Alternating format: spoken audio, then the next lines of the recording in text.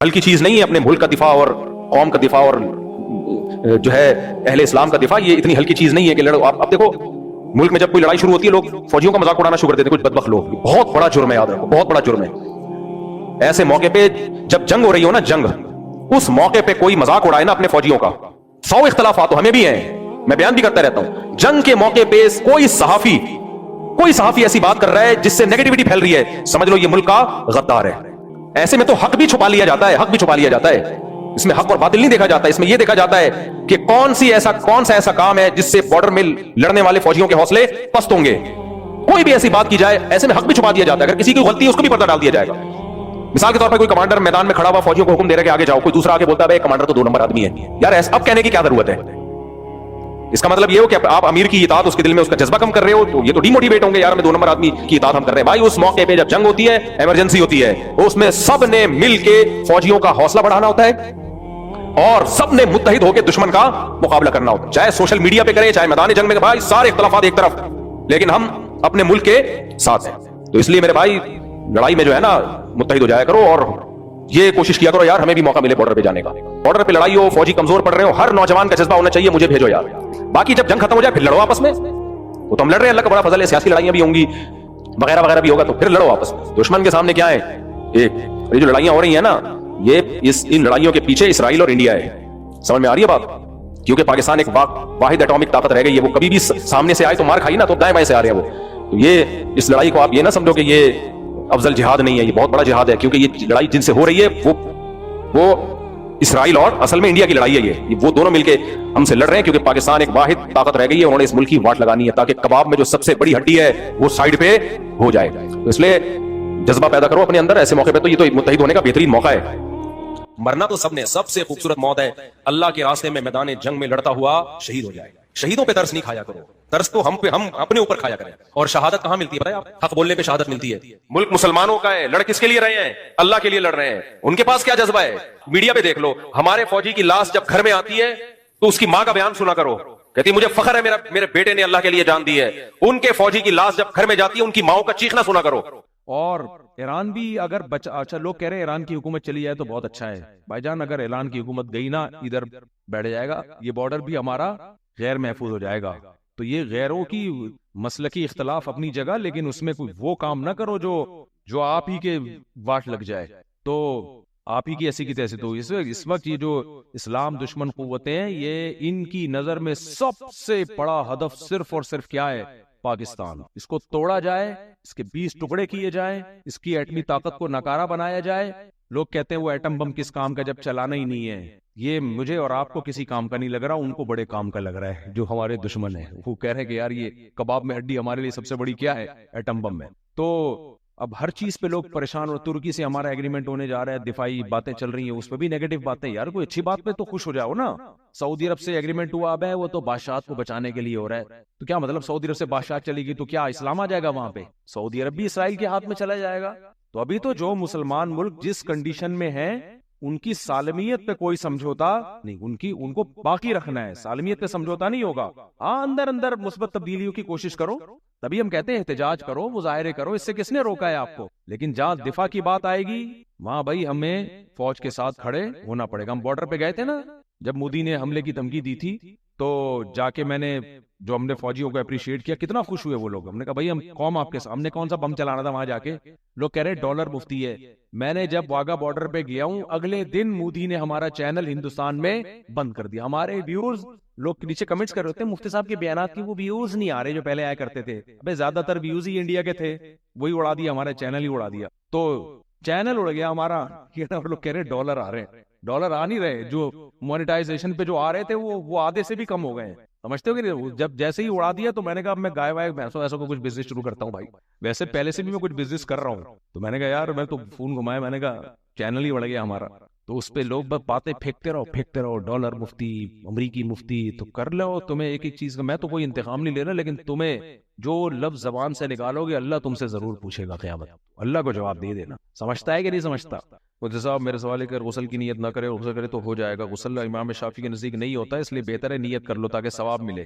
حضرت جی مجھے میری 12 سال کی حفظ کر چکی ہے، اب ہم چاہتے ہیں کسی بہترین مدرسے میں داخلہ ہو جائے. اب تو مجھے نہیں کون سے بنات کے مدرسہ تو میرے علم میں جو سب سے بہتر ہے مدرسہ عائشہ للبنات گلستان جوہر، کنوینس کا انتظام کر لیں. وہ میرے علم میں اب تک کے رپورٹ کے مطابق بہت اچھا مدرسہ ہے بنات کا. اسی طرح بنوریا جو مفتی نعمان صاحب، مفتی فرحان صاحب، ان کے ہاں جو بچیوں کی تعلیم کا انتظام ہے وہ بھی بہت معیاری ہے، پردے کا پراپر اور اچھی تربیت ہے، تو وہاں بھی ایڈمیشن دلایا جا سکتا ہے. ان کے دو ہیں، ایک تو فیس والے، ایک بغیر فیس والے. فیس والے میں پڑھائیں وہ زیادہ اچھا ہے، اس میں تو سہولتیں زیادہ ہیں. دنیا کو معلوم ہے کہ اس جنگ میں صحیح کون ہے اور غلط کون ہے. ساری دنیا کو 2 اور 2 4 کی طرح معلوم ہے یہ بات. آپ 40-50 سالوں کی تاریخ اٹھا کے دیکھو، آپ کو پتا چلے گا کہ یہ بڑی طاقتیں کیسے دنیا کی آنکھوں میں دھول جھونکنے کی کوشش کرتی ہیں. اتنا زبردست طریقے سے جھوٹ بولا جاتا ہے، اتنا زبردست، اور ایسا پروپیگنڈا کیا جاتا ہے کہ لوگ اس جھوٹ کو سچ سمجھنا شروع کر دیتے. اس وقت دنیا میں 2 بڑی طاقتیں ہیں جو اس وقت تیسری ورلڈ وار کی طرف دنیا کو لے کے جا رہی ہیں. آپ کو پتا ہے پہلی جنگ عظیم میں کتنے لوگ ہلاک ہوئے، دوسری جنگ عظیم میں کتنے لوگ ہلاک ہوئے، اور اب جب تیسری جنگ عظیم ہوگی تو ہلاکتوں کا جو ریشو ہوگا، میں سمجھتا ہوں آدم علیہ السلام کے زمانے سے لے کر اب تک دنیا میں جتنی ہلاکتیں ہوئی ہیں وہ ایک طرف ترازو کے ایک پلڑے میں رکھ دیں آپ، اور یہ تیسری جنگ عظیم جو اسرائیل کی وجہ سے ہونے جا رہی ہے اس میں جو ہلاکتیں ہوں گی وہ تمام ریکارڈ توڑ دیں گی، اور اس کا ذمہ دار برطانیہ، امریکہ اور اسرائیل ہوگا، جو دنیا میں سب سے زیادہ تہذیب کے ٹھیکے دار سمجھے جاتے ہیں. اس لیے میرے سامنے یہ نہ کیا کرو گورے کے اخلاق بہت اچھے ہوتے ہیں، تھینک یو سے بات شروع کرتا ہے، تھینک یو پہ ختم کرتا ہے. یہ ان کا تھینک یو قیامت کے دن ان کو خدا کے عذاب سے نہیں بچائے گا. ہمارا وہ شخص جو گالی سے بات شروع کر کے گالی پہ ختم کرتا ہے، خدا کی قسم ان سے اچھا ہے. وہ دنیا میں وہ ظلم اور بربریت نہیں کرتا جو یہ لوگ کر رہے ہیں. بہت آج نا ایٹیٹیوڈ، ان کے اخلاق، ان کی سڑکیں، ان کے روڈ، او بھائی دنیا کا خون چوس رہے ہیں. یہ اس اخلاق کا کیا کر رہے ہیں آپ نے؟ دنیا میں 2 بڑی جنگیں ہو چکی ہیں، ان دونوں بڑی جنگوں میں کہیں بھی کسی مسلمان کا نام بولو نہیں آئے گا، کہیں بھی نہیں آئے گا کہ یہ کسی فلاں مسلم کی وجہ سے ہوئی ہے یہ جنگ. اور اب تیسری جنگ عظیم کی طرح، اور یہ جنگ ہوگی، یہ ذہن میں رکھیں. اور میں آپ کی اطلاع کے لیے عرض کروں، اس وقت اسرائیل امریکہ کا غلام نہیں ہے، خوب سمجھ لیں. امریکہ کی گچی کس نے پکڑی ہوئی ہے؟ اسرائیل نے پکڑی ہوئی ہے. اسرائیل انڈیا کا غلام نہیں ہے، انڈیا کی گچی پکڑی ہوئی ہے. کس نے؟ گچی سمجھتے ہو؟ گچی یہاں سے پکڑ کے نا بندہ ہل نہ سکے. چھوٹا سا ملک ہے، سازشوں کی وجہ سے، طاقت کی وجہ سے نہیں، مکاریوں اور سازشوں کی وجہ سے دنیا کو کنٹرول میں کیا ہوا ہے. سازشیں کسے کہتے ہیں؟ ایک بہت طاقتور آدمی جو آپ کے کنٹرول میں نہ ہو، آپ اس کے کسی راز پہ مطلع ہو جائیں، اسے کسی برائی میں ڈالیں اور خفیہ ویڈیو بنا لیں آپ، اور بولیں جو میں کہہ رہا ہوں کرتا رہے ورنہ یہ ویڈیو لیک کر دوں گا. وہ انتہائی پاورفل آدمی بھی کنٹرول میں کس کے آ جائے گا؟ ایک انتہائی کمزور آدمی کے کنٹرول میں. دیکھو ہم نہ یہودی کے خلاف ہیں، نہ عیسائیوں کے خلاف ہیں، نہ ہندوؤں کے خلاف ہیں، نہ سکھوں کے خلاف ہیں. ہندو، سکھ، عیسائی اور یہودی، ان کے بارے میں ہمارے پاس قرآن کی واضح تعلیمات ہے. لا اکراہ فی الدین قد تبین الرشد من الغی. دین میں کوئی زبردستی نہیں ہے، کسی شخص کو مذہب کی تبدیلی پر مجبور نہیں کیا جائے گا، کیونکہ اللہ نے سیدھا راستہ اور غلط راستہ 2 اور 2 4 کی طرح بیان کر دیا ہے. جس کا دل چاہے سیدھے راستے پہ چلے، جس کا دل چاہے برے راستے پہ چلے. قرآن نے یہ بھی واضح کر دیا کہ آپ کسی پر زبردستی نہیں کر سکتے، تلوار کی زور سے کسی کو اسلام میں داخل نہیں کر سکتے. اے اللہ ہم نے ان غیر مسلموں سے سلوک کیسا کرنا ہے یہ بھی قرآن نے بیان کر دیا. لا ينهاكم الله عن الذين لم يقاتلوكم في الدين ولم يخرجوكم من دياركم ان تبروهم. 28واں پارہ. جو بھی غیر مسلم ہے، چاہے وہ یہودی ہو، چاہے وہ عیسائی ہو، چاہے وہ ہندو ہو، سکھ ہو، بدھسٹ ہو، اللہ فرماتے ہیں اللہ تمہیں ان سے اچھے سلوک سے منع نہیں کر رہا، بلکہ اچھے سلوک کا اللہ تمہیں حکم دے رہا ہے. ہمارے نبی صلی اللہ علیہ وسلم جب کوئی یہودی بیمار ہوتا اس کی بھی عیادت کے لیے اسی طرح جایا کرتے تھے جیسے کسی مسلمان کی عیادت کے لیے جاتے. ہمارے نبی کی زوجہ ایک یہودی خاندان سے تھیں، وہ اپنے یہودی خاندان کو ہدیے دیا کرتی تھیں. ہمارے نبی صلی اللہ علیہ وسلم نے اس عمل سے انہیں منع نہیں کیا. ہماری دشمنی یہودیوں سے نہیں ہے, عیسائیوں سے نہیں ہے, ہماری دشمنی ان یہودیوں سے ہے جو اسرائیل کو سپورٹ کر رہے ہیں. نبی صلی اللہ علیہ وسلم نے فرمایا تمہاری یہود سے لڑائی ہوگی, جہاد ہوگا, یہاں تک کہ کوئی یہودی اگر پتھر کے پیچھے چھپے گا تو پتھر کہے گا کہ اے مسلمان یہ یہودی ہے, اس کو قتل کر دے, یہ میرے پیچھے چھپا ہوا ہے. ہر درخت بھی گواہی دے گا, ہر پتھر بھی گواہی دے گا, الا الغرقد, سوائے غرقد درخت کے. یہودیوں کا کوئی مقدس درخت ہے جو اسرائیل میں بہت زیادہ لگاتے بھی ہیں یہ لوگ. نبی صلی اللہ علیہ وسلم نے جب یہ بات ارشاد فرمائی تو اس وقت مسلمانوں کی یہودیوں سے ایسی کسی لڑائی کا تصور بھی نہیں تھا. ایک پیش گوئی تھی جو کسی کے خواب و خیال میں بھی نہیں تھا کہ صدیوں بعد جا کے ایسا ہو سکتا ہے. اس سے بھی پتہ چلتا ہے کہ ہمارے نبی صلی اللہ علیہ وسلم کی جو پیش گوئیاں ہیں اگر وہ پوری نہیں ہوئی تو آپ ٹائم کا انتظار کریں, ایک وقت پوری ہو جائیں گی. 1300 سال تک مسلمانوں کو اس حدیث کا مطلب سمجھ میں نہیں آیا. عملی دنیا میں ایمان تو تھا سب کا کہ اللہ کے نبی نے جو فرمایا برحق ہے, کیونکہ یہودیوں سے میں نے بتایا نا لڑائی ہوئی نہیں ہے. جب مدینہ سے اور جزیرہ عرب سے ان کو نکالا گیا, یہ دنیا کے مختلف ملکوں میں جا کے آباد ہو گئے ہیں. اس کے بعد یہ ہمیشہ یا تو عیسائیوں کے زیر سایہ رہے ہیں یا مسلمانوں کے زیر سایہ رہے. ان کی لڑائی اگر ہوئی عیسائیوں سے ہوئی ہے, مسلمانوں سے ان کا کبھی ٹاکرا نہیں ہوا.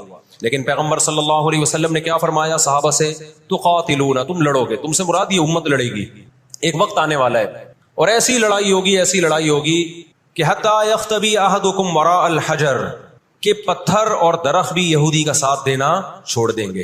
آج دنیا جن حالات کی طرف جا رہی ہے نا, یہ ایسا لگتا ہے کہ اس حدیث کے پورا ہونے کا ٹائم آ گیا ہے. ہم جب قرآن مجید پڑھتے تھے, اب بھی پڑھتے ہیں, لیکن جب طالب علمی کے دور میں جب سمجھ کے پڑھنا سیکھا ہم نے, تو ہم جگہ جگہ قرآن میں دیکھتے تھے ضربت علیہم الذلہ, اللہ نے ان پر ذلت کو مسلط کر دیا ہے. آپ کو پتا ہے کہ یہود کا لفظ اتنی بڑی گالی دنیا کے لیے بن گیا تھا.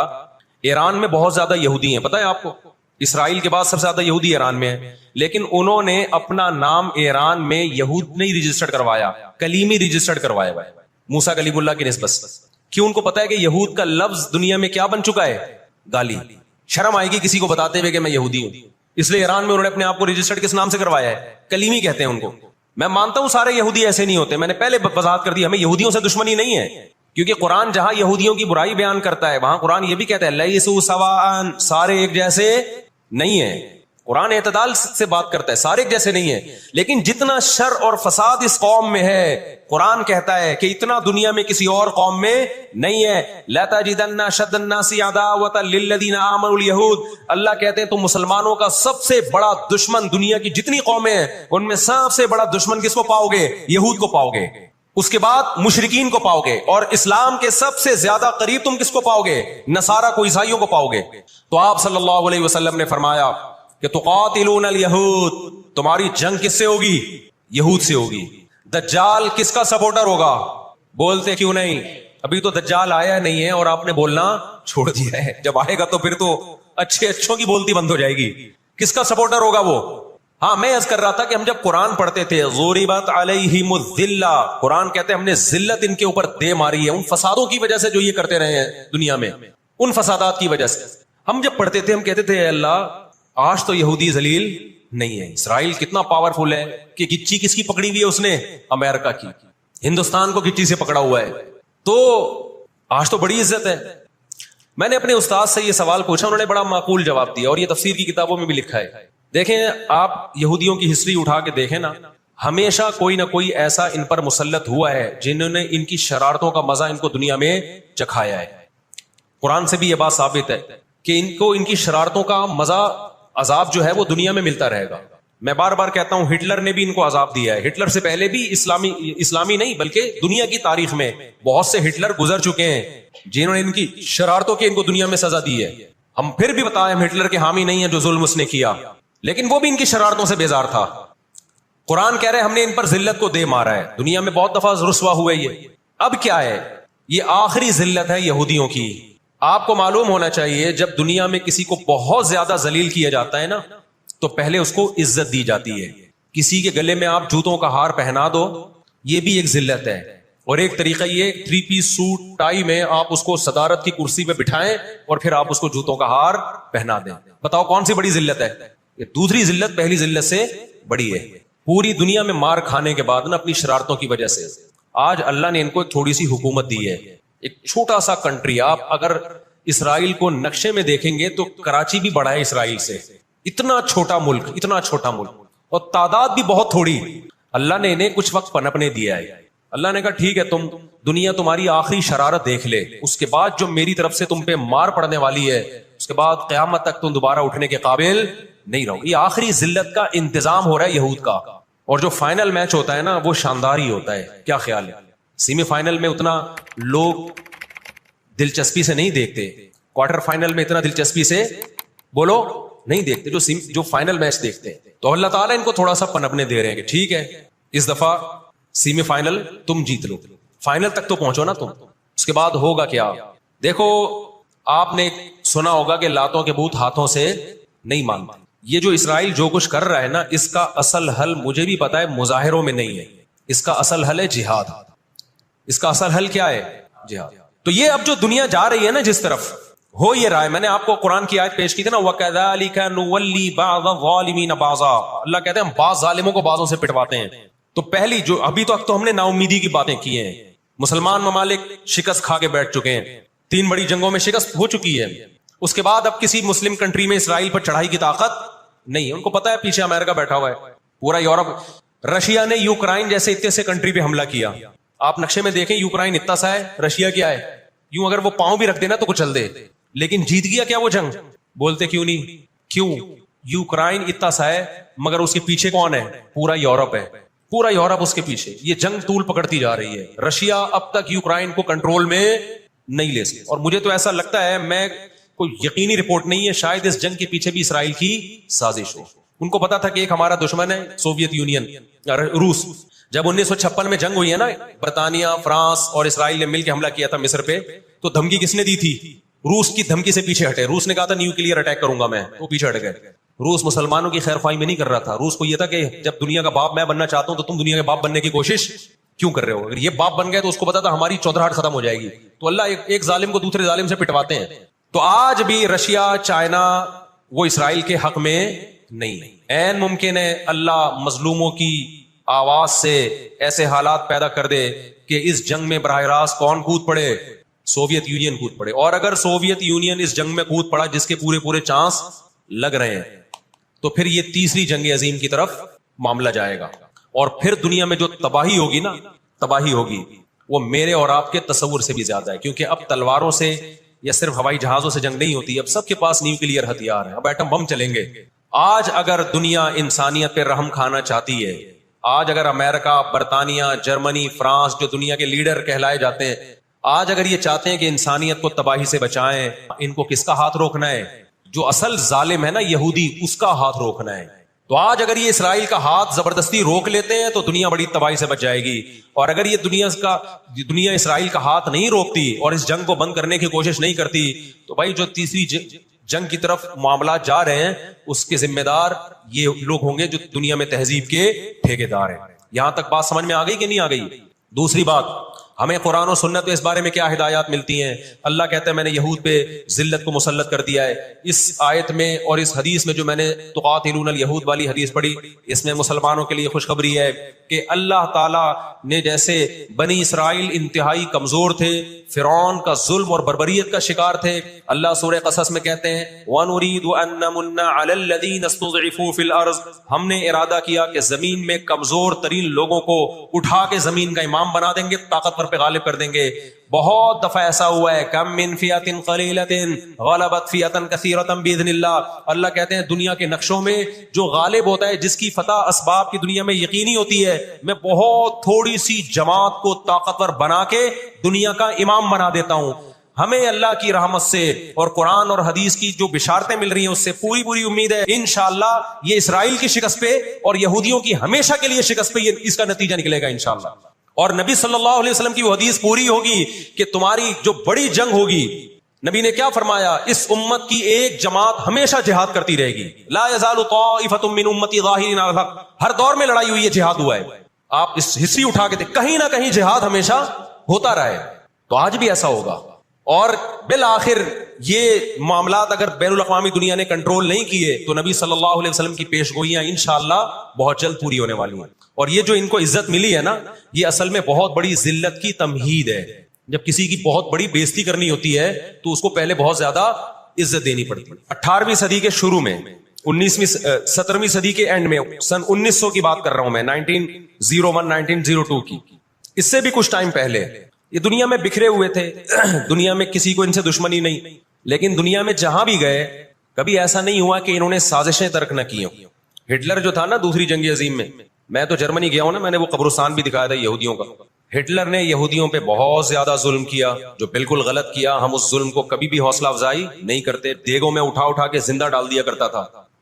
ہم اس عمل میں ہٹلر کی بالکل بھی حوصلہ افزائی نہیں کرتے, اس عمل کو اپریشیٹ نہیں کرتے. لیکن اس نے ایک تاریخی الفاظ کہے تھے, اسے پتا تھا دنیا مجھے برا کہے گی بعد میں کہ لاکھوں یہودی مار دیے میں نے. اس نے کہا میں چاہتا تھا سب کو قتل کر دیتا, ایک بھی زندہ نہ چھوڑتا, لیکن کچھ میں زندہ چھوڑ کے جا رہا ہوں تاکہ دنیا جب مجھے یاد کرے گی نا کہ یہودی ظالم تھا تو دنیا کو پتا چلے گا کہ میں نے ان کو قتل کیوں کیا.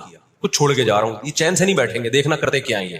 آج ہٹلر زندہ ہوتا, ہٹلر اگر آج زندہ ہوتا, دنیا کہتی کہ تو بندہ ٹھیک نہیں تھا لیکن بات ٹھیک کر کے گیا ہے. اب دیکھو یہود نے بڑی ایمانداری سے بزنس کیا کہ ہم ایسی پروڈکٹ مارکیٹ میں بیچیں گے جو ایک نمبر ہوگی, اور بہت ساری سازشیں بھی کی, ایسی سازشیں ہوئی ہیں. انہوں نے دیکھا کہ جو مسلمان کمپنی بہت زیادہ آگے بڑھ رہی ہے نا, آپ کو یاد ہے پولکا کمپنی, پولکا کے ہم آئس کریم میں کھایا کرتے تھے بچپن میں, عیدی ملتی تھی. ایسی بڑی بڑی کمپنیوں کو جب دیکھا نا ترقی کر رہی ہیں, منہ مانگی قیمت دے کے خرید کے بند کر دیا کہ ایک دفعہ انویسٹ کر دو, اچھا خاصا لگا دو پیسہ, لیکن ان کو آگے نہیں بڑھنے دو.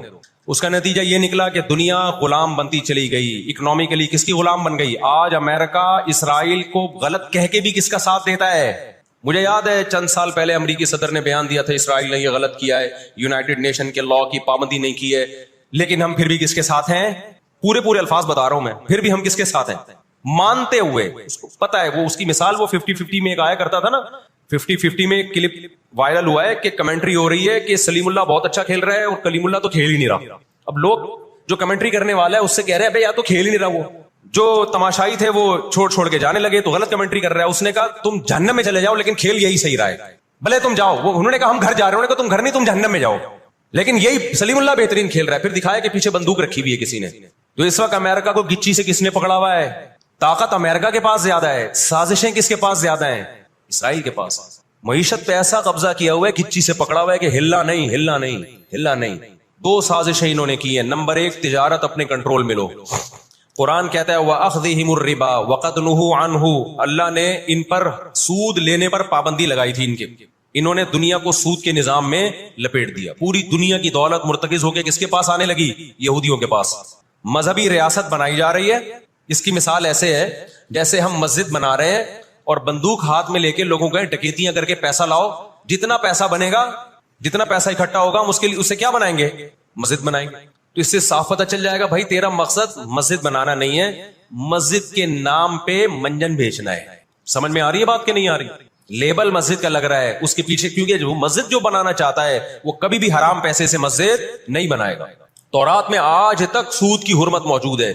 قرآن نے بیان کیا کہ ان کو ہم نے سود لینے سے منع کیا, لیکن انہوں نے سود لینا شروع کر دیا. بڑے بڑے بینک آج کس کے پاس ہیں؟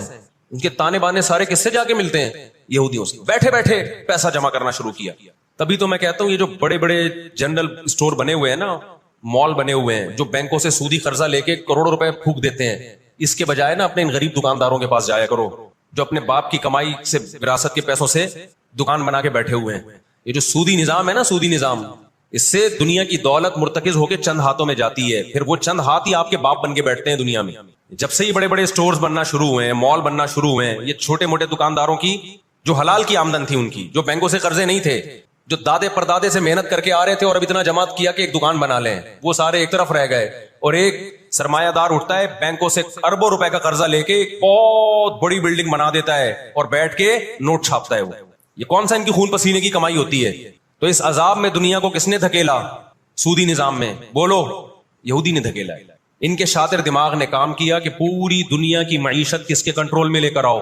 اپنے کنٹرول میں. آج اگر حاجی ہم یہاں سے حج کرنے جاتے ہیں نا, میں نے ایک دفعہ سعودی عرب میں کسی سے پوچھا کہ یہودیوں کو یہ کھٹکتا نہیں ہے, اتنے لاکھ لوگ آ رہے ہیں, 40 لاکھ 50 لاکھ لوگ حج کر کے جا رہے ہیں, ان کو کھٹکتا نہیں ہوگا اتنی اللہ نے مسلمانوں کو عزت دی؟ انہوں نے کہا ان کو نہیں کھٹکتا, یہ چاہتے ہیں کہ 40 لاکھ کے بجائے ایسے ہی لاکھ لوگ حج کیا کریں.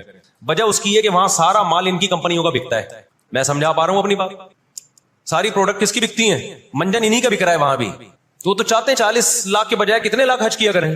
80 لاکھ حج کیا کریں. اللہ میاں نے حج کا جہاں تذکرہ کیا نا وہاں تجارت کا بھی تذکرہ کیا ہے. لیس علیکم جناح ان تبتغوا فضلا من ربکم. مسلمان جب حج کرنے جاتے تھے تو تجارت بھی کرتے تھے, کیونکہ پوری دنیا سے مسلمان آ رہے ہیں. ایک ملک میں ایک چیز سستی ہے, دوسرے ملک میں وہ مہنگی ہے, تو اس ملک والا یہ سستی چیز لے گیا, یہ والا یہ سستی چیز لے گیا, دونوں پارٹیوں کو پیسہ مل رہا ہے, حج بھی ہو رہا ہے, پیسہ بھی مل رہا ہے. صحابہ کو خیال آیا کہ یہ تو ہم حج کرنے جا رہے ہیں, اس میں ہم بزنس بھی اگر کرتے ہیں تو ہمارے تو حج کا اجر ضائع ہو جائے گا. اللہ نے فرمایا نا نا نا نا نا, اگر تم حج کے ساتھ تجارت بھی کرو گے, تجارت کا فائدہ بھی ملے گا اور حج کا بھی پورا پورا ثواب ملے گا تمہیں. کیوں؟ اللہ چاہتے تھے کہ حج کے ذریعے معیشت بھی مسلمانوں کی مضبوط ہو.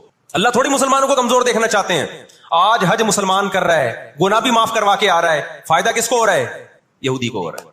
میں نے وہاں سعودی عرب میں کسی بڑے سے پوچھا, میں نے کہا یار آپ مسلمانوں کی پروڈکٹ یہاں کیوں نہیں بیچتے؟ انہوں نے کہا ایک دفعہ ہم نے پاکستان سے مرغی منگوائی تھی, چکن پاکستان سے منگوائی تھی تاکہ بلا شک و شبہ حلال ہو, ان سب کو پتا ہو کہ حلال ہے. ایک دفعہ بھیجی, اس کے بعد 2 نمبر ہی کی ان لوگوں نے, تو سعودیہ نے بین کر دیا. آپ کے جتنے مسالے ہیں نا, میں نام نہیں لے رہا کمپنیوں کے, ایک ایک کا نام لے کے بتاتا. میں ابھی مسقط ایک ہفتہ رہا ہوں, میں نے وہاں دبا کے بد پرہیزی کی ہے.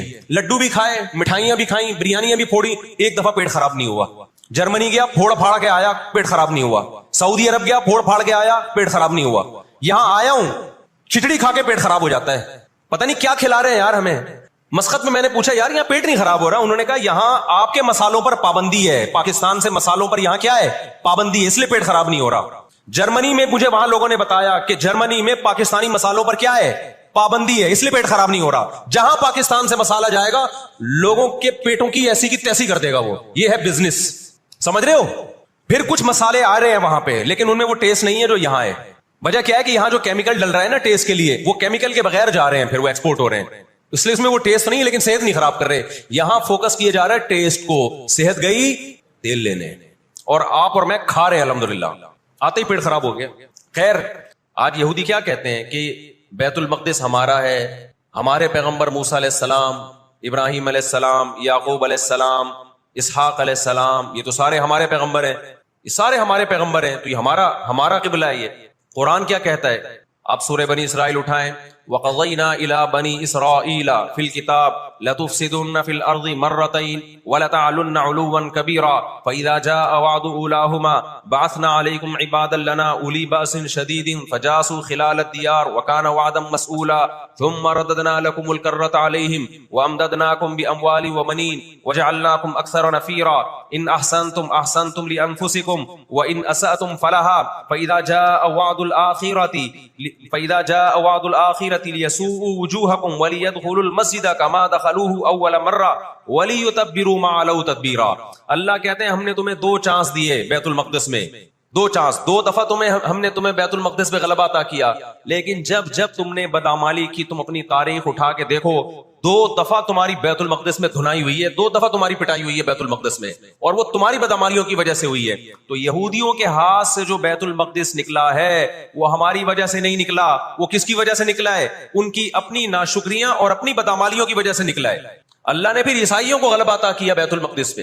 دنیا میں 3 مسجدیں ایسی ہیں جو اللہ کی نظر میں بہت مقدس ہیں, اور ان پر حکومت کرنے کا حق, کنٹرول کرنے کا حق اسی کو ہے جو اللہ کے دین برحق کو ماننے والے ہیں.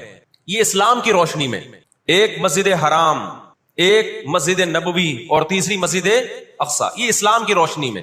اور دنیا کے قوانین کی روشنی میں بھی دیکھا جائے, ہو سکتا ہے یہودی کہ میں اسلام کو نہیں مانتا, امریکہ کہے میں اسلام کو نہیں مانتا, آپ نہ مانے اسلام کو, لیکن آپ ریاستوں کے حقوق کے تو قائل ہیں نا. 18ویں 19ویں صدی کے آخر میں دنیا میں جن ممالک کی لکیریں کھنچ چکی تھیں, پوری دنیا کا معاہدہ ہے, پوری دنیا کے ایگریمنٹ ہے کہ جس ریاست کو ہم نے تسلیم کر لیا ہم اس کے خلاف مسلح لڑائی, بولو نا, نہیں لڑ سکتے. مجھے ایک بات بتاؤ, آج اگر برطانیہ اٹھ کے پاکستان پہ حملہ کرتا ہے, دنیا کس کو برا بھلا کہے گی؟ بولو نا, کیا ہو گیا؟ برطانیہ کو کہے گی نا. اگر وہ کہے کہ میں یہاں پہلے حکومت کر کے گیا ہوں, یہودی کہتے ہیں نا ہم نے بیت المقدس پہ حکومت کی ہے لہذا ہمارا حق ہے. بھائی حکومت تو برٹش نے بھی کی ہے پورے بر صغیر پر, لیکن آج کیا برطانیہ کو اجازت دی جائے گی کہ چونکہ آپ پہلے ہندوستان پہ حکومت کر کے گئے ہیں لہذا آپ دوبارہ بھی اٹیک کر سکتے ہیں؟ کیا دنیا کے کسی قانون میں اس کی اجازت دی جا سکتی ہے؟ یہی کہا جائے گا بھائی ونس اپون اے ٹائم اب جب ایک کنٹری بن گیا ہے اور آپ نے اس کو ایز اے کنٹری تسلیم کر لیا ہے, دنیا نے تسلیم کر لیا ہے, اب اس کی لکیریں کھنچ چکی ہیں, اب اس سے 1 انچ بھی دنیا میں کسی کنٹری کو اس سے آگے بڑھنے کی اجازت نہیں ہوگی تو یہ بین الاقوامی لا اور بین الاقوامی قانون کی روشنی میں جرم سمجھا جائے گا. یہودیوں پر ان کی بدعمالیوں کی وجہ سے قرآن کیا کہتا ہے, غربت علیہم الذلہ, انہوں نے پیغمبروں کو قتل کیا, انہوں نے موسیٰ علیہ السلام کو صرف ستایا نہیں, بے انتہا ستایا, اتنے سارے معجزے دیکھنے کے باوجود. انہوں نے عیسیٰ ابن مریم کو اللہ کا بیٹا کہا, عیسیٰ ابن مریم کو معاذ اللہ ولد الزنا کہا, حالانکہ ان کی اپنی کتابوں میں آج تک عیسیٰ ابن مریم کی گواہی, ان کے نبوت کے علامات موجود ہیں. آپ کو پتہ ہے یہودی مدینہ میں کیوں آباد ہوئے؟ آخری نبی کے انتظار کے لیے, ورنہ مدینہ اور یہودیوں کا آپس میں کوئی لنک بنتا نہیں ہے. یہ لوگ جایا کرتے تھے سفر کر کے, راستے میں مدینہ کا نخلستان تھا. تاریخ کی کتابوں میں لکھا ہے کہ انہوں نے دیکھا کہ آخری نبی محمد صلی اللہ علیہ وسلم جس علاقے میں آئیں گے, نبوت کا اعلان کریں گے, اس تمام علامات اس علاقے میں پائی جاتی ہیں. لیکن نبی صلی اللہ علیہ وسلم کے دنیا میں آنے کے بعد جیسے انہوں نے اپنی کتابوں میں عیسیٰ ابن مریم کا تذکرہ ہونے کے باوجود ان کا انکار کیا حسد اور جیلیسی کی وجہ سے, اسی طرح انہوں نے محمد صلی اللہ علیہ وسلم کی نبوت کا انکار کیا. قرآن کہتا ہے اس کی بیس بھی کیا تھی, حسد اور جیلیسی. دیکھو اللہ کا قاعدہ ہے کہ دنیا میں جو حد سے زیادہ آگے نکلنے کی کوشش کرتا ہے نا, اپنی اوقات سے زیادہ, حق علی اللہ الا یرتفع شیء الا وضعہ, نبی صلی اللہ علیہ وسلم نے فرمایا اللہ نے اپنے اوپر یہ بات لازم کر لی ہے کہ جو چیز بھی حد سے آگے نکلے گی اللہ اس کو زمین پہ گرا دے گا. آج بھی آپ نے دیکھا ہوگا نا, بہت سے لوگ ہر وقت میں کرتے کرتے تکبر سے دماغ خراب ہونے لگتا ہے. اللہ کی قدرت حرکت میں آتی اور اللہ ایک ہی دفعہ میں نیچے پٹکتے ہیں اس کو. نبی صلی اللہ علیہ وسلم نے فرمایا, اللہ تعالیٰ کہتے ہیں الکبریاء ردائی, تکبر میری چادر ہے, جو مجھ سے اس چادر میں شرکت کی اور الجھنے کی کوشش کرے گا میں اس کو رسوا کر دوں گا. یہی 100% یہ معاملہ اللہ نے یہودیوں کے ساتھ کیا ہے. یہ لاڈلی قوم تھی, اللہ نے ان میں بہت سارے پیغمبر بھیجے, موسیٰ کلیم اللہ بھیجے جنہوں نے ان کو فرعون کے تسلط سے آزاد کرایا. اتنے سارے معجزے دیکھنے کے بعد جب ان کو حکم ہوا اللہ کی راہ میں جہاد کرو تو انہوں نے کیا کہا, اذهب انت وربک فقاتلا انا ہاہنا قاعدون, اے موسیٰ تو اور تیرا رب جا کے لڑ, ہم یہیں بیٹھ کے تماشا دیکھ رہے ہیں. اللہ نے کیا کیا ہے, ابراہیم علیہ السلام کے جو 2 بیٹے تھے نا, ایک اسماعیل اور ایک اسحاق, تو اللہ نے نبوت کہاں شفٹ کر دی, اسماعیل علیہ السلام کی اولاد, کہ اب جو آخری پیغمبر آئے گا وہ اسحاق علیہ السلام کی اولاد میں نہیں ہوگا, وہ بنی اسرائیل میں سے نہیں ہوگا. اسرائیل یعقوب علیہ السلام کا لقب ہے, یعقوب علیہ السلام کی اولاد میں نہیں ہوگا. وہ کس کی اولاد میں ہوگا, اسماعیل علیہ السلام. ان کے اندر 2 بیماریاں, ایک حسد کہ فلاں کو نعمت کیوں مل رہی ہے, اور ایک دنیا سے محبت. قرآن کہتا ہے یود احدہم لو یعمر الف سنہ, ان میں سے ہر شخص چاہتا ہے کہ کم سے کم اس کی عمر کتنی ہونی چاہیے, 1000 سال. اور مسلمان دنیا سے محبت نہیں کرتا. تو آپ بتاؤ, 2 ایسی قوموں کا مقابلہ ہو کہ ایک زندہ رہنے کے لیے لڑ رہی ہو اور ایک موت کے لیے لڑ رہی ہو, تو فتح کس کو ملے گی, جو موت کے لیے لڑتا ہے. پہلے حضرت عیسیٰ علیہ السلام کا انکار کیا, اللہ نے عیسیٰ علیہ السلام کو ماں کی گود میں زبان دی کہ میں ولد الزنا نہیں ہوں. انہوں نے وہ معجزے اپنی آنکھوں سے دیکھے, مگر کیوں نہیں مانا, اس لیے کہ اپنی چودراہٹ جا رہی تھی. پہلے یہودیوں نے دنیا میں حکومت کی, سلیمان اور داؤد علیہ السلام کے دور میں. ہر جگہ کس کی تہذیب نظر آتی تھی, یہودیوں کی. سلیمان علیہ السلام کا نا پورا حدود سے آ کے خبریں دی ہیں, ملکہ سبا ہے, وہ ملکہ سبا کو بھی فتح کر لیا اور وہ پھیلتے چلے گئے.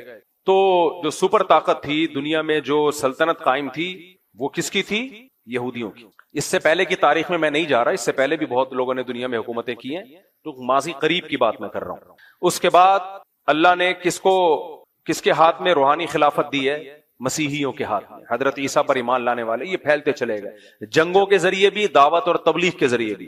کچھ علاقوں کو تو عیسائیوں نے تلوار کے زور سے فتح کیا, کچھ ایسے تھے جو خود بخود پوری اسٹیٹس مسیحی مذہب میں داخل ہو گئی کیونکہ اس میں اٹریکشن تھی.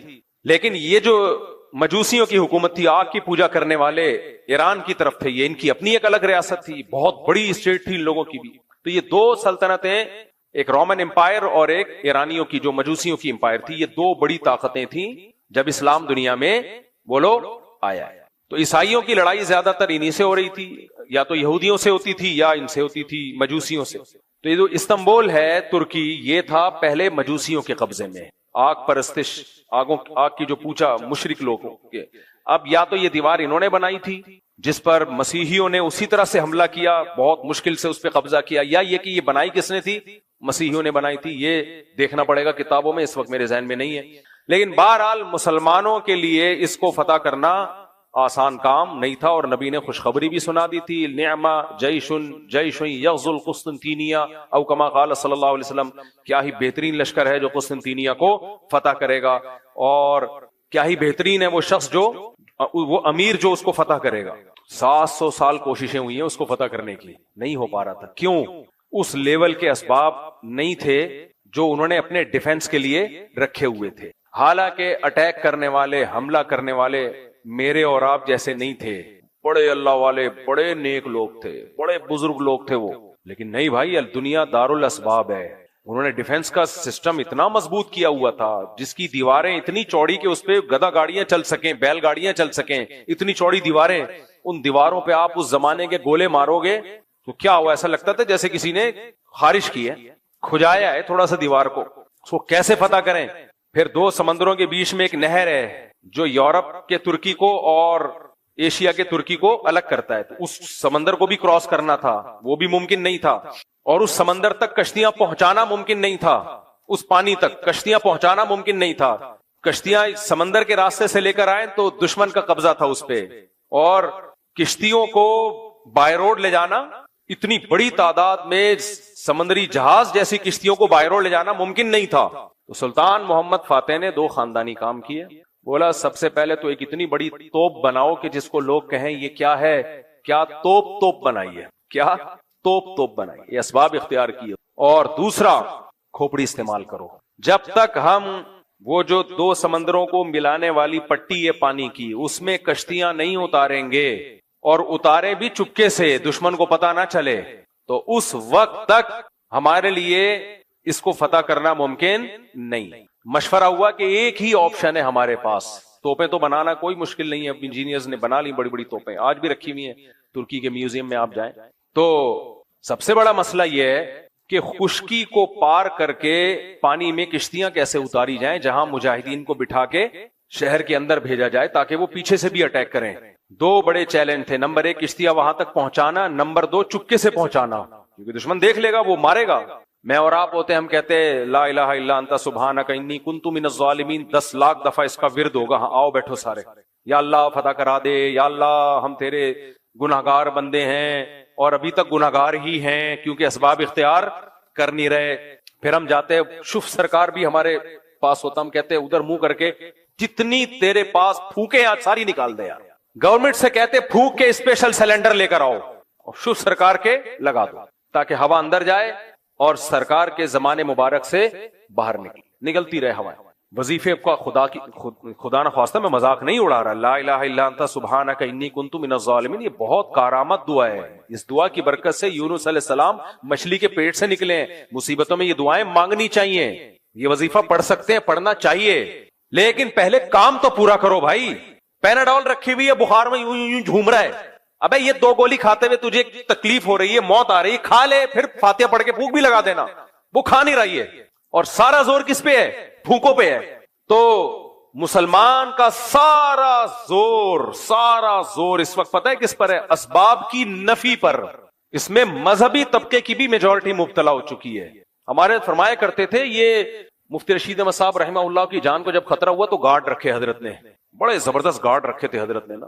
اور حضرت کے شاگرد چونکہ مخلص تھے, انہوں نے کہا کہ ہم آپ کو بغیر گارڈ کے چھوڑیں گے نہیں. آج کل شاگردی مروا دیتے ہیں کہ حضرت آپ کا تو اللہ سے تعلق اتنا زبردست ہے, آپ کو تو کسی کا باپ بھی نہیں بم سے اڑا سکتا. پہلے ہمارے سینے پہ گولی آئے گی, پھر آپ کے آئے گی. آ تو گئی نا, بھلے تیرے کے بعد ہی آئی, لیکن آ تو گئی نا حضرت جی کے. تو حضرت نے تو کم رکھے تھے گارڈ. حضرت کے شاگرد چونکہ حضرت سے محبت کرتے تھے, انہوں نے کہا یہ اتنے کافی نہیں ہے. حضرت فرمایا کافی ہیں. فرمایا نہیں, اس کو بڑھائیں گے. آپ کی سیکورٹی آپ نہیں ہے, ہمارے ہاتھ. جب محبت ہوتی ہے نا انسان کو, آپ کو ابا سے محبت ہے, آپ کو پتا ہے کہ ابا کا بی پی ہائی ہوا ہے, یہ گولی کھائیں گے تو نارمل ہو جائیں گے. ابا کھا نہیں رہے تو آپ گن پوائنٹ پہ کھلاؤ گے ان کو گولی. اگر آپ کو محبت ہوگی, نہیں ہوگی تو آپ بولو گے چلو ابا کا مرنے کا پروگرام ہے. تو دیکھو اسلام میں زبردستی نہیں ہے, کسی چیز میں زبردستی نہیں ہے. نہیں بھائی, جس سے محبت ہوتی ہے آدمی کہتے ہیں اس کو بچاؤ. تو ہمارے حضرت کے شاگرد تھے, چونکہ وہ حضرت سے مخلص تھے. انہی دنوں میں مولانا یوسف زنجانوی شہید رحمۃ اللہ علیہ کو بھی بڑے خطرات تھے. تو وہ بیچارے کہیں بغیر گارڈ کے نکلے, کسی نے کنپٹی پہ اتنے بڑے عالم, اتنے بڑے بزرگ, کیسا روحانی نورانی چہرہ, ایسے پرہیزگار. ہم نے ان سے جب بھی ملاقات کی ہے, کہتے ہیں نا کچھ لوگ نیک لوگ ہوتے ہیں جن کو دیکھ کے اللہ یاد آ جائے, وہ ان لوگوں میں سے تھے. اور علم کا سمندر, کیسے آرام سے بیچارے کہیں باہر نکلے, کسی آرام سے کسی نے گولی ماری اور نکل لی. ہمارے حضرت کو اتنا غصہ آیا, حضرت نے فرمایا کہ ان کا قتل ان کے مریدوں کے ذمے ہے. حضرت تو جوش میں آ کے نا دیکھتے نہیں تھے, اتنا وہ شکر ہے اس وقت میڈیا نہیں تھا. فرمایا ان کے قاتل ان کے مرید ہیں. اتنا غصہ, وہ مریدوں نے قتل نہیں کیا تھا بیچارے. مطلب حضرت کا یہ تھا کہ جب ملک کی حالات بھی آپ کو معلوم ہے تو آپ نے زبردستی سیکیورٹی کیوں نہیں دی ان کو؟ اگر وہ نہیں بھی لے رہے تو آپ کو اگر ان سے محبت تھی تو آپ نے زبردستی ان کی سیکیورٹی دینی چاہیے تھی. تو ہمارے ہاں بجائے سیکیورٹی دینے کے یا سیکیورٹی کے ساتھ تعاون کرنے کے, الٹا یہ اعتراض کہ ان پہ کو اللہ پہ توکل نہیں ہے, یہ گارڈ لے کے گھومتے ہیں. تو اس موقع پہ ہمارے حضرت نے فرمایا کہ جو ان کے مریدین ہیں نا, ان سے بولو اپنی دکانوں پہ تالے ڈالنا چھوڑ دو. رات کو دکانیں بغیر تالے کے چھوڑ کے چلے جایا کرو, آیت الکرسی پڑھا کرو اور پھوک مار کے جایا کرو, ٹھیک ہے نا, تالا والا نہ لگاؤ. کا اپنی دکانوں پہ جس میں انسان نہیں ہے, پیسہ پڑا ہوا ہے, پیسہ بھی کیا ہوگا, کچھ بسکٹ کے ڈبے رکھے ہوئے ہوں گے, کچھ شیمپو کی بوتلیں رکھی ہوئی ہوں گی, اس پر اتنے موٹے موٹے تالے ڈالتے ہیں. اور جو انسان ہے, جو ان کے پیر و مرشد ہیں, ان کی حفاظت کا کوئی لوگوں نے انتظام نہیں کیا. میں جانتا ہوں ان کے مرید بیچارے مخلص تھے, لیکن ٹرینڈ یہی چل رہا ہے نا آج کل کے دینداروں میں, ٹرینڈ یہ چل رہا ہے کہ حفاظت کی بالکل کوئی فکر کوئی پرواہ نہیں ہے. ہماری مسجد میں جب سیکیورٹی کے مسائل کھڑے ہوئے نا تو کچھ لوگوں نے اعتراض کیا, یہ کیا, ادھر سے بھی تلاشی ادھر سے بھی تلاشی. مجھے بہت زیادہ تنگ کرنا شروع کیا. مرغی پہ مسائل کھڑے ہوئے نا, یہ مرغیاں مفتی صاحب نے, میں نے ہٹا دی. میں نے کہا ایسی کی تیسی چھوڑو یار, جو چیزیں لوگوں میں بدگمانی کا ذریعہ بنی ہٹاؤ ساری مرغیاں. حالانکہ کم سے کم بھی 2 سے 2.5 لاکھ روپے کا سیٹ اپ بنایا تھا میں نے, وہ سارے ضائع ہو گئے میرے. میں نے کہا ہٹا دو, کوئی مسئلہ نہیں. سیکورٹی پہ بھی یہ کہ وہاں سے آ رہے ہیں تلاشی, وہاں سے یہ کیا ہے, کوئی GHQ ہے یا کیا ہے, یہ کوئی بم لے کے آ رہے ہیں. میں نے ساتھیوں سے بولا کوئی کمپرومائز نہیں کرنا ہے, کسی بے وقوف اور احمق کی بات میں سے ذرا بھی متاثر نہیں ہونا. میں نے کہا اس کو ڈبل کرنا ہے, کم نہیں کرنا. سمجھ رہے ہو, کتنے سارے نمازی خلاف ہو جائے نا, ایسی کی تیسی جاؤ باہر. میں نے کہا بے وقوفوں کی باتوں میں آ کے یہ تھوڑی کہ اس میں سیکیورٹی صرف ہماری نہیں ہے, آپ کی بھی ہے. اللہ سب کو بچا کے رکھے. جب بم پھٹتا ہے نا تو جس کو ہدف بنایا جاتا ہے صرف وہ نہیں جاتا, غریبی میں 10-15 بھی اسی کے ساتھ جو بیان سننے آئے تھے وہ بھی چلے جاتے ہیں. تو بھائی یہ تو آپ کے فائدے کے لیے ہے, اس سیکیورٹی کو ابھی ہم نے بڑھانا ہے, سمجھ رہے ہو, کم نہیں کرنا. تو آپ کو اگر کوئی تکلیف ہو رہی ہے, ہم آتے ہیں تو ہماری تلاشی کیوں لی جاتی ہے, ہم کوئی شکل سے دہشت گرد لگ رہے ہیں. آپ شکل سے جتنے بھی شریف لگے یار, پھر بھی آپ کو پوری تلاشی لی جائے گی, ٹھیک ہے نا. تو اس لیے بیان سننے آنا ہے تو تلاشی میں کمپرومائز, سیکیورٹی میں کوئی کمپرومائز بولو نہیں ہوگا. ایک دن کیا ہوا, یہاں پر ایک بندہ بیٹھا ہوا تھا, شروع کی بات ہے جب زیادہ سیکیورٹی کا سخت نظام نہیں تھا, اس کی جیب میں ٹیٹی نکلی, پسٹل تھی اس کی جیب میں. ہم بدگمان نہیں ہو رہے, اپنے ڈیفenس کے لیے لایا ہوگا, لیکن بھائی کسی کے چہرے پہ تھوڑی لکھا ہوا ہوتا ہے. تو گارڈ نے یوں کر کے نظر لاتے رہتے نا, تو اس نے دیکھ لیا, اس کو بلایا. خیر ہم نے پولیس والوں کو بلایا, انکوائری کی, وہ بندہ صحیح تھا, یعنی کوئی وہ نہیں تھا. آپ ڈرے نہیں, آپ کہ اچھا یہاں تو ٹیٹیاں نکل رہی ہیں, گھبرانا نہیں ہے. شریعت کہتی ہے اسباب مکمل اختیار کرو, اس کے بعد توکل کس پہ رکھو, اللہ. مرنا ہوگا جس دن, جو رات قبر میں گزرنی ہے کسی کا باپ بھی وہ قبر سے باہر نہیں گزروا سکتا, اور جو قبر میں نہیں گزرنی وہ کسی کا باپ بھی قبر میں نہیں گزروا سکتا آپ سے. تو کام سارے کرنے ہیں لیکن اسباب بھرپور اختیار کرنے ہیں. اس کے بعد پھر اللہ پہ توکل بھی کرو. پھر تو جو مرنا ہے بھائی وہ تو مرنا ہے, ڈرو نہیں موت سے. موت کا ڈر الگ چیز ہے اور بے احتیاطی الگ چیز ہے. تو ہمارے حضرت نے فرمایا کہ یہ جتنے بھی لوگ ہیں نا, جو حضرت مولانا یوسف جہانوی شہید رحمۃ اللہ علیہ کو انہوں نے سیکیورٹی نہیں دی, فرمایا کہ یہ اپنی دکانوں پہ بڑے موٹے موٹے تالے ڈال کے جاتے ہیں, حالانکہ اندر کیا رکھا ہوتا ہے, شیمپو کی بوتلیں. ٹھیک ہے, آپ گولے گنڈے والے کو دیکھو, جب ریڑی بند کرے گا کیسے تالے لگے ہوئے ہو, اور نظر سے بچنے کے لیے بھی انتظامات کیے ہوئے ہوتے ہیں. حلیم کی دیگوں پہ لکھا ہوتا ہے, کالا جوتا لٹکا ہوا ہوتا ہے, اس بزنس کو نظر نہ لگے. بزنس کیا ہے, ٹوٹل 2 دیگیں. اللہ اور برکت دے بھائی, 2 دیگیں کو 4 کر دے اللہ, ہماری دعا ہے. لیکن ابے بھائی یا تو بہت بڑا جاپان کی گاڑیوں کا تیرا شو روم ہوتا, اربوں خربوں روپے کی ٹرانزیکشن ہو رہی ہوتی, روزانہ 50 گاڑیاں نکل رہی ہوتی تیرے شو روم سے, تو نظر سے بچنے کے لیے کچھ اہتمام کرتا, وہ کر نہیں رہا, وہ بیٹھا ہوا ہے آرام سے. تیری حلیم کی دیگ ہے, اس پہ جوتے بھی لٹکے ہوئے ہیں اور کالے کپڑے بھی جھوم رہے ہیں. رکشے والے نے پیچھے جوتا لٹکایا ہوا ہوتا ہے, اب کم نظر آ رہا ہے, پہلے بہت ہوتا تھا. میں نے ایک دن پوچھا یار یہ کسی کی چپل اٹک کے رہ گئی ہے, بعض دفعہ ہوتے ہیں لوگ, میرے تو یہ خیال تھا کوئی اترتے ہوئے چپل اٹک گئی تو اس نے باہر لٹکا دی کہ جن صاحب کی ہو آ کے لے جائیں. اس نے کہا بھائی یہ نظر سے بچنے کے لیے. میں نے کہا بھائی ٹرک کو نظر لگی تھی تو رکشا بن گیا تھا وہ, اس کو کیا نظر لگے گی, یہ کیا بنے گا بیچارہ. یوسف علیہ السلام کے قریب قریب کسی کا حسن ہو, ایسے اس بچے کی ماں حسن کو نظر سے بچانے کے لیے کچھ اہتمام کرے. جیسے کہتے ہیں حضرت عثمان نے ایک خوبصورت بچہ دیکھا تو اس کو ایک تل لگا دیا تھوڑا عیب پیدا کرنے کے لیے. تو سمجھ میں آتا ہے بھائی مائیں بچوں کو نظر سے بچا رہی ہیں, وہ بچے جو اندھیرے میں نظر نہیں آتے. وہ واقعہ پورا کون سا واقعہ تھا؟ ہاں وہ واقعہ رہ گیا. چلو تو خیر, تو سلطان محمد فاتح نے کیا کیا, یہ اسباب اختیار کی. میرا مقصد واقعہ سنانی, یہ تو میں ہسٹری بیان کر چکا ہوں پہلے بھی جب میں ترکی کا دورہ کر کے آیا تھا. یہ صرف یہ بتانا تھا کہ ہمارے ماضی کیا تھا اور آج ہم منہ کی فائرنگ کے علاوہ ہمارے پاس کچھ بھی نہیں. اور اوپر سے ہمارے جو دیسی لبرل ہیں جن کی قیصر احمد راجہ نے طبیعت سے کلاس لی ہوئی ہے, قیصر احمد راجہ کو لازمی سنا کرو اور اس کے چینل کو آگے پھیلاؤ بھی, کیونکہ مجھے جو اب تک نظر آیا ہے پاکستان میں کم از کم واحد بندہ ہے جو ان دیسی لبرل کے خلاف کھڑا ہوا ہے. یہ دیسی لبرل جو ہے نا, جن کے پاس کچھ بھی نہیں ہے, نہ دین کا علم ہے نہ دنیا کا علم ہے, بیٹھ کے پھینکتے رہتے ہیں, انگلش میں انگلش ٹھش ٹھش مارتے رہیں گے, عوام سمجھتی ہے یار کیا نالج ہے یار. ابے بھائی وہ نالج آپ کو لگ رہی ہوتی ہے. میں نے بتایا نا ایک انٹی آئی ہیں آج کل, وہ کہہ رہی ہیں ڈارون کی جو تھیوری ہے کہ جو ارتقاء ہے وہ ایک ثابت شدہ حقیقت ہے سائنس میں, جھوٹ سے بات شروع ہو رہی ہے. پھینکنے پر گورنمنٹ نے کوئی پابندی لگائی ہے یار, پھینکتے رہو. سائنسدان کہہ رہے ہیں کہ ثابت شدہ نہیں ہے اور ہمارے پڑھے لکھے کہہ رہے ہیں کہ ثابت شدہ ہے. کوئی حکیم دوا بنا رہا ہے, اس کو خود اطمینان نہیں ہے کہ بھی ٹرائی کروں گا, اور اس کا جو منشی بیٹھا ہوا ہے وہ کہہ رہا ہے ایسی بہترین دوا ہے 100 بندوں پہ تجربہ ہو چکا ہے, تو اس سے بھی آگے نکلنے کی کوشش کر رہا ہے. تو یہ دیسی لبرل جو اس طرح کی تحقیق پیش کر رہے ہیں نا, خوب سمجھ لو ان کا مقصد تحقیق نہیں ہے, ان کو ایک ٹاسک دیا گیا ہے کہ علماء کو اور اسلام کو پیچھے رکھنا ہے. اس کا طریقہ یہ ہے کہ سائنس کو اس انداز میں پیش کیا جائے کہ لوگ سمجھیں کہ سائنس اور مذہب آپس میں ٹکرا رہے ہیں. ابھی ایک دیسی لبرل انکل ہیں, ان کے اسپیچ سن رہا تھا, میں کہہ رہے تھے کہ مذہبی آدمی تو تہذیب یافتہ ہو ہی نہیں سکتا, مذہبی آدمی تہذیب یافتہ ہو ہی نہیں سکتا. واہ واہ واہ واہ بھائی, تہذیب مذہب کے علاوہ خدا کی قسم کسی کا باپ کہنے والا تھا, لیکن پھر دیکھا تہذیب یافتہ نہیں ہوتا. یہ دیکھو مذہب جو ہے نا بھائی, ہمارا اسٹائل ہے نا, اسٹائل تھوڑی ہم چینج کریں گے. اسٹائل ہے نا, اسٹائل بھی تہذیب کا ایک حصہ ہے. انگریز بھی تو باپ کے, ان کے باپ ہوتے نہیں تو وہ ماں کے تانے دیتے ہیں. یہ تہذیب ہے.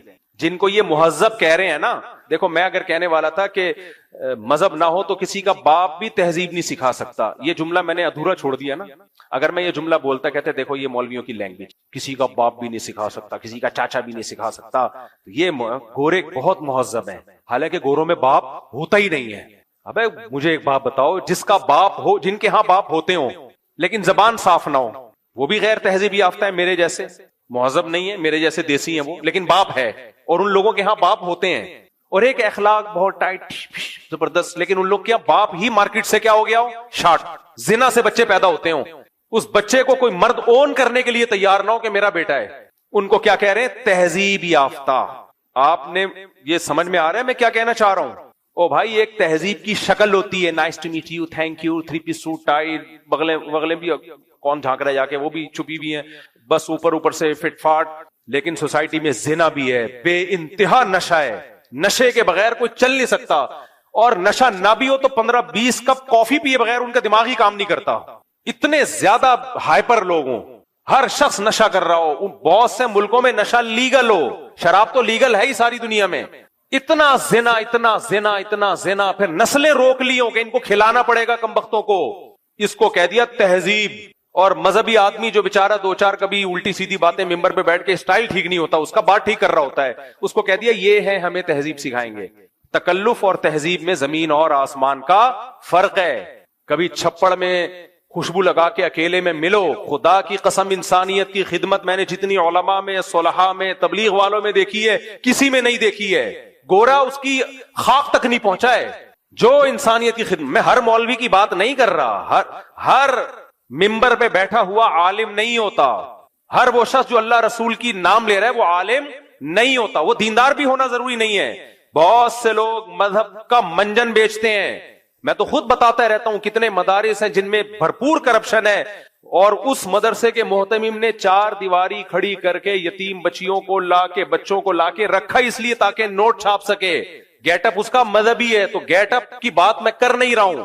صحیح معنوں میں جو علماء ہیں، آپ کبھی ان کے پاس بیٹھو، ان کے حوال پڑھو، سنو، آپ کی 14 طبق روشن ہو جائیں گے آپ کے. میں ایک مثال دیتا ہوں، جو اپنی اولاد پیدا کرنے کے لیے تیار نہ ہونا کہ اس پہ خرچہ کرنا پڑے گا، تو اس کا مطلب وہ تو انسانیت کے لیے خیر خواہی کا جذبہ ہو ہی نہیں سکتا. سب سے زیادہ تو انسان اپنی اولاد کا ہوتا ہے. ان کمبختوں کو بچے پیدا کرتے ہوئے موت آ رہی ہوتی ہے کہ اس کو پالنا پڑے گا، تو یہ انسانیت کو کیسے پالیں گے؟ یہ مذہب سکھاتا ہے اپنے بچے بھی پالو، دوسروں کے لے کے بھی بچے بھی پالو، یتیموں کے بچے. یہ ضرب مذہبی لوگوں میں ہے میرے بھائی، یہ ہمارے نبی میں ضرف ہے کہ آپ کی اپنی اولاد بھی اور ام سلمہ سے نکاح کر کے ان کے بچے بھی آپ نے پالے ہیں، اور اس کنڈیشن میں پالے جب گھر میں 40 دن چولہا نہیں جلتا تھا. یہ ہے تہذیب. کوئی ایک گورا ایسا لا کے دکھاؤ مارکیٹ میں جن کے تم صبح و شام تہذیب کی باتیں کرتے ہو، ایک لا کے دکھاؤ تم. وہ بیوی سے وفا نہیں کرتا، وہ آگے نسل کیا بڑھائے گا بھائی؟ اور ان کی عورتیں مردوں سے وفا نہیں کرتی ہیں. ان کی عورتیں اپنی اولاد پیدا کرنے کے لیے تیار نہیں کہ ٹینشن ہوگی. کیا ہوگی؟ ٹینشن. ابے بھائی، جو اتنی ٹینشن اٹھانے کے لیے تیار نہ ہو، ان کے ملک کہہ رہے ہیں، ان کی اسٹیٹ کہہ رہی ہے کہ نسل بڑھاؤ تاکہ ملک کو فائدہ ہو. کہ ملک کا فائدے کی ایسی کی تیسی، ہمیں ٹینشن نہیں لینی. وہ بھائی عیش پرست لوگ ہیں، خواہش پرست لوگ ہیں، نفس پرست لوگ ہیں. اس عیاشی اور نفس پرستی کو تہذیب کا نام دے دیا، کیونکہ سوٹ اور ٹائی اچھے ہوتے ہیں، گٹر لائنیں صاف ہوتی ہیں، روڈ اچھے ہوتے ہیں، سگنل ٹائم پہ چلتے ہیں، پولیس والے بڑے ہینڈسم اسمارٹ سے اچھے اخلاق سے بات کرتے. تو وہ ساری بد تہذیبی پہ ایک چمک پٹی لگا دی ہے خوبصورت سی، ٹھیک ہے نا. اس کو نام کیا رکھ دیا دیسی لبرل نے؟ تہذیب. خدا کی قسم ہمارے گاؤں میں چلے جاؤ نا، گاؤں دیہاتوں میں، KPK میں چلے جاؤ، پنجاب، مجھے بہت افسوس ہوتا ہے. گاؤں سے ایک بندہ جاتا ہے باہر امریکہ کینیڈا، چکر لگا کے آتا ہے، اپنے گاؤں کے لوگوں کو برا بلا کے ان میں پینڈو لوگ ہیں، تہذیب نہیں ہے. میں کہتا ہوں بھائی، تو وہاں سے پیسہ کما کے 10 بندوں کو کھلا رہا ہے، تو پینڈو ہے، تو جاہل ہے، تجھ میں تہذیب نہیں ہے. گورا بیوی کو ایک چائے کی پیالی پلانے کے لیے تیار نہیں ہے، اور وہ کیا ہے؟ مہذب. میں نے کہا تمہارا دماغ خراب ہو گیا ہے. ایک چکر باہر سے لگا کے آتے ہو، تھوڑا روڈ ووڈ صاف دیکھ لیتے ہو نا، سڑکیں وڑکیں، بڑے متاثر ہو جاتے ہو. یہ تو ہماری گورنمنٹ اگر انسان کے بچہ بن جائے تو ہمارا ملک بھی صاف ہو سکتا ہے.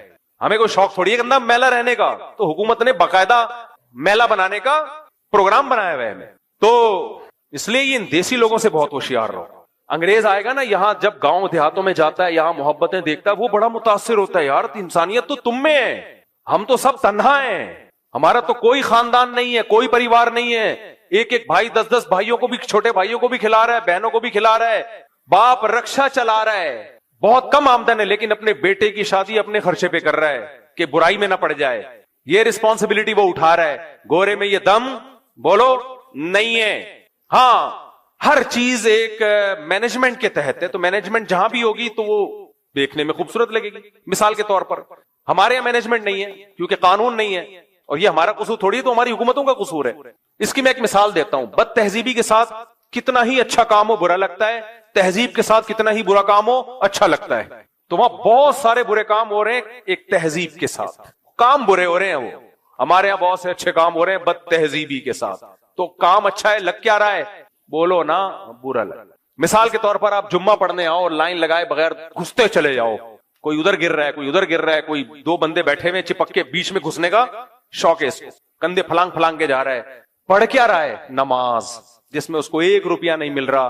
باوضو ہو کے آ رہا ہے، اپنا ٹائم اللہ کے لیے قربان کر رہا ہے، سجدہ کر رہا ہے، سبحان ربی الاعلی، سبحان ربی العظیم، ایاک نعبد و ایاک نستعین. اور پھر ٹھیک ٹھاک پیسہ بھی نکال کے دیتا ہے چندے کے لیے. یہ اس لیے کہہ رہا ہوں کہ تاکہ دیا کرو، چندے کے لیے پیسہ بھی دیتا ہے، اپنی جان اپنا مال خرچ کر رہا ہے.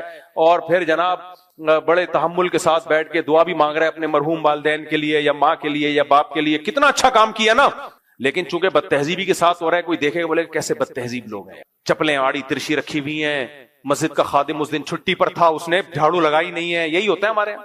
جھاڑو لگائی تھی تو کیچڑ والے پاؤں لے کے لوگ اندر آ گئے، اور پنکھا کام نہیں کر رہا، اسپیکر شور کر رہا ہے. صحیح ہے نا. یہ سارے مسائل نظر آئیں گے تو بندہ کیا کہ کیسے بد تہذیبی لوگ. تہذیب تو وہاں ہے یار. وہاں گئے چرس خانہ، نماز کی کوئی جگہ نہیں، जो उनके चर्च नहीं, चर्च तो खत्म, चर्च में कोई पादरी के अलावा कोई बैठा ही नहीं होता, एक थोड़ा सा कम से कम अल्लाह की इबादत तो होती थी ना, कुछ ना कुछ अल्लाह का नाम ले लेते थे, वो शिर्क के साथ, शिर्क अल्लाह को कबूल नहीं है, मैं शिर्क को प्रमोट नहीं कर रहा, लेकिन फिर भी हर मजहब में कुछ खैर की तालीमात तो होती है ना, मजहबी मरकजों से उनको मिलती है। वो चर्च तो हो गए खाली, जो उनका अपना मजहब था उसको भी खत्म।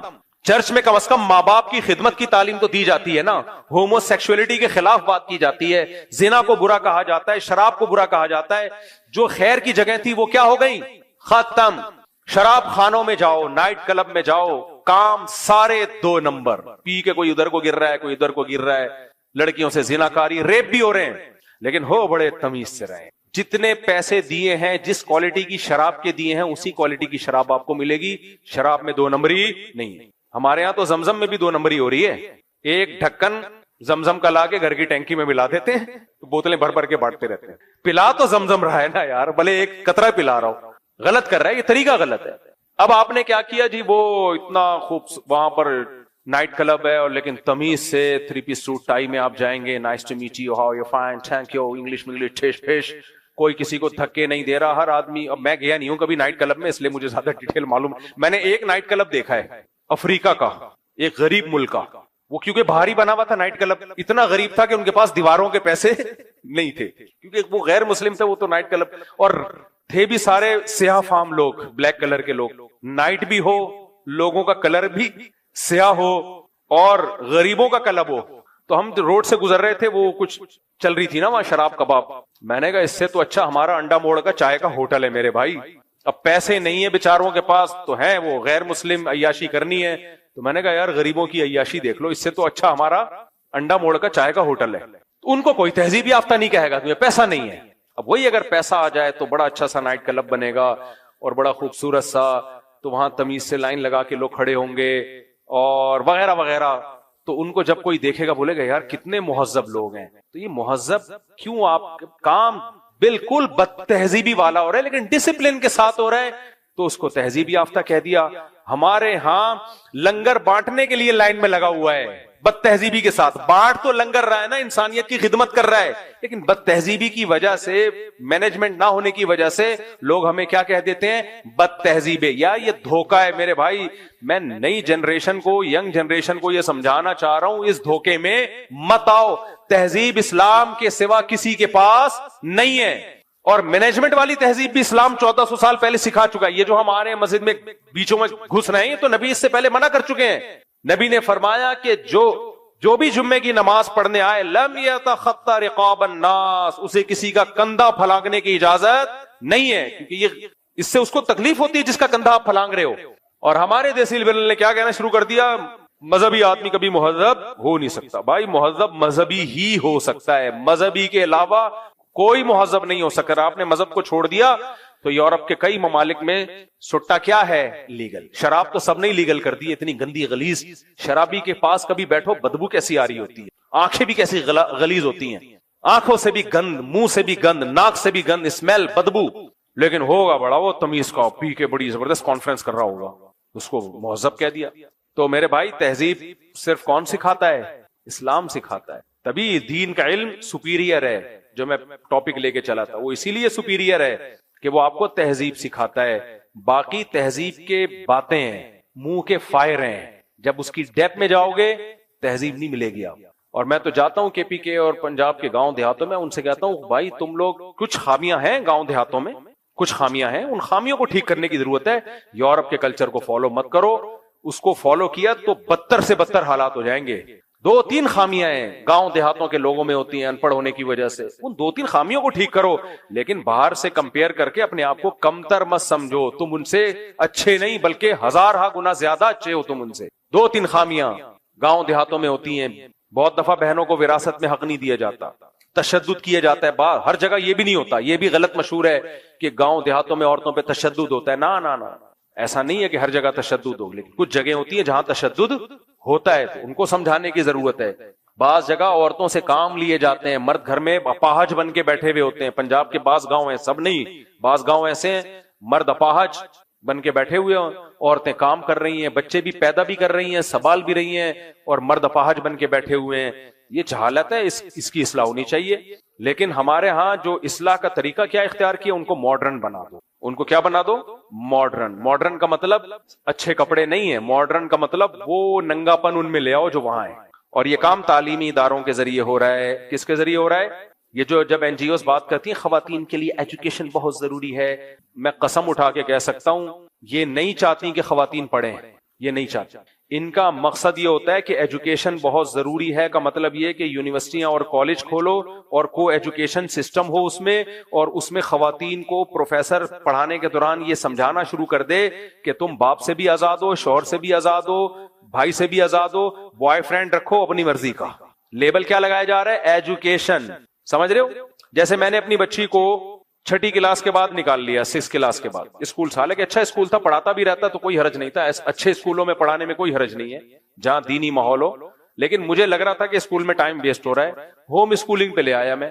صحیح ہے نا. ایک فیمیل ٹیوٹر میں نے پکڑی جو اچھی دیندار تھی اور ماہر بھی تھی, اس نے 2 سال میں 4 سال کا کورس کمپلیٹ کرا دیا. اور اس دوران ہماری باہر ٹریولنگ بھی ہوتی رہی ہے فیملی کے ساتھ, ورنہ اسکول میں جب بچے پڑھ رہے ہوتے ہیں تو آپ بچے کو باہر بھی نہیں لے جا سکتے. سفر میں بھی چھٹیوں میں جائیں گے تو چھٹیوں میں ہو سکتا ہے ہمارے پاس ٹائم نہ ہو, بلکہ نہیں, جو 3-4 سال کی تعلیم تھی نا وہ 1 سال میں کرائی ہے. 1 سال بھی پورا نہیں, 1 سال میں. آپ یہ جو تحریکیں چل رہی ہیں نا بچیوں کو گھروں سے نکالنے کی, این جی اوز جو کام کر رہی ہیں, آپ ان سے بولو ہم اس طرح سے اپنی بچیوں کو پڑھائیں گے, آپ دیکھو